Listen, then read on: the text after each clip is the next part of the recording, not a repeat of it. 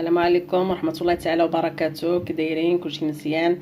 اليوم ان شاء الله غادي نجرب معكم تحضير وصفه لعلاج السعال، صحيه وعن تجربه، وكنتمنى انكم تتبعوا الفيديو حتى الاخر، تشوفوا الطريقه وتجربوها وتكتبوا لي التعليقات ديالكم، وكنتمنى انها تنال الاعجاب ديالكم. وشكرا على المتابعه ديالكم بزاف.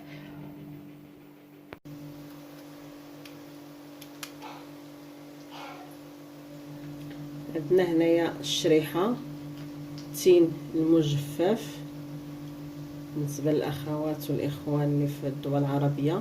تين المجفف، المهم هنا كنديروا واحد القدر، هنا تقريبا درت رابعه، وهنا درت تقريبا واحد هذا ديال الثوم، درت واحد تقريبا راس ديال الثوم. صافي كنديروه في الكسكاس ديال الطنجره الضغط، وكنديروا الماء في الطنجره، صافي كنحطوه الطنجره الضغط ونسدو عليه حتى تيطيب تقريبا واحد قسمين د المكانه هكاك حتى كيطيب، وعاد تنرجعوا باش نكملوا الطريقه ديال التحضير. هيا من بعد ما طابت الشريحه ديالنا، هي دي هانتوما كما كتشوفوا كتكون معسله. هنا كنديروا زيت البلديه القدر اللي بغيتو، تنحاولوا نحلوا هاد الشريحه هكا، نحيدوا لها هذا الرويس هذا صافي، ونرميوها كنحاولوا نرميوها باقا سخونه باش كتشرب لينا ديك الزيت البلديه. راه سخونه تحرقني هكا. نجيب شي معلقه باش نهز هاد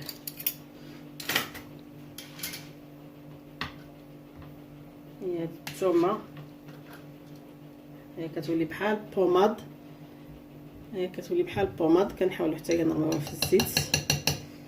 الطريقه هذه ديال الثومه باش كتحيد ديك الحروريه ديال الثومه وديك الريحه، يعني كاين اللي ما كيبغيش ديك الريحه ديال الثومه تبقى له في هذا في المذاق ديالها. دوك الطريقه ديال التفوار كتساعد باش ان تتفاعل الثومه مع الزيت، وفي نفس الوقت ما تبقاش ديك الريحه ديال الثومه اللي ما كيبغيوهاش الاغلبيه ديال الناس، رغم ان الثومه فيها فوائد كثيره. هانتوما كنحاولوا نحلوا الشريحه هكا صافي، وكنديروها في الزيت. والصراحه هاد الوصفه هذه يعني فعاله بالنسبه للسعال، للكحبه بزاف، بالنسبه يعني للصدر، وكذلك حتى الترويحه، حتى كذلك الناس اللي عندهم الحساسيه ديال الصدر. راه افيكاس، يعني كتحاول تهزي غير واحد الشريحه تاكليها قبل ما تنعسي. بالنسبه للدراري الصغار كذلك. وبالنسبه لهذا الا تسالات مثلا الشريحه كيبقى هاد الزيت راه بحال شكل السيرو ديال الكحبه، راه تشربي غير معلقه قبل ما تنعس كتلقاي النتيجه صراحه نتيجه مزيانه. يعني كنحاولوا نيفيتيو قوه الدوايات، قوه السيرويات، وسيرتو الدراري الصغار، لان كتكون الذات ديالهم دوك لي زونتيبيوتيك بزاف، وهذا ماشي مزيانين ليهم. صافي كنبقاو على هذا الحال هكايا حتى كنحاول كندخل كامله هاد الشريحه هذه في الزيت صافي، وكنسدو عليها وكنحافظوا عليها كتبقى مده طويله، ما كيوقع لها حتى شي حاجه، غير ما ديروهاش في شي بلاصه اللي هي تتعرض للشمس، لاشعه الشمس. يعني غنديروها في شي بلاصه اللي هي فيها مظلمه ولا ما كضربش، المهم فيها الشمس.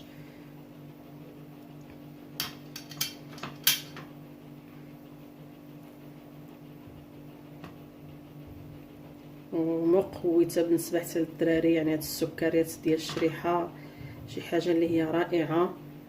هاد الوصفات البلديين ديال الناس، يعني هاد الوصفات التقليديه راه فيها منافع كثيره بزاف. نحاولوا ما امكن نستعملوهم لان نتفاداو بزاف داك قوه لي زونتيبيوتيك، راه كنعالجوا حاجه ونضروا حاجه. هكا محمدامين. ها كل لا ولدي كتحمقو كياكلها هو بلا كحبه. صافي هنا راه عمرات ليا القرعه، غنحاول نقصها في شي حاجه.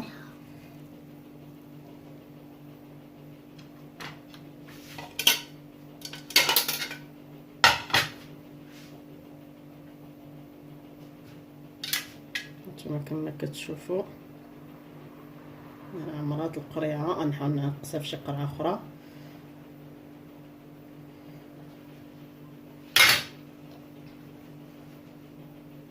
صافي كنتمنى انها تنال الاعجاب ديالكم وتفعلوا معايا في القناه وديروا لايك وابوني، وشكرا بزاف على المتابعه ديالكم. كنتمنى انكم تجربوها، فعلا ارى صحيه وعن تجربه، يعني كل عام كنديرها. راه هاد الشريحه هادي راه شريتها في الوقيته ديال الزيت ديال الكرموس، وممكن تحتفظي بالشريحه في الكونجيلاتور حتى الوقت اللي تبغيها تجبديها. وها نتوما شفتوا الطريقه سهله ما فيها حتى شي تعب، وعندها نتيجه اللي هي صحيه.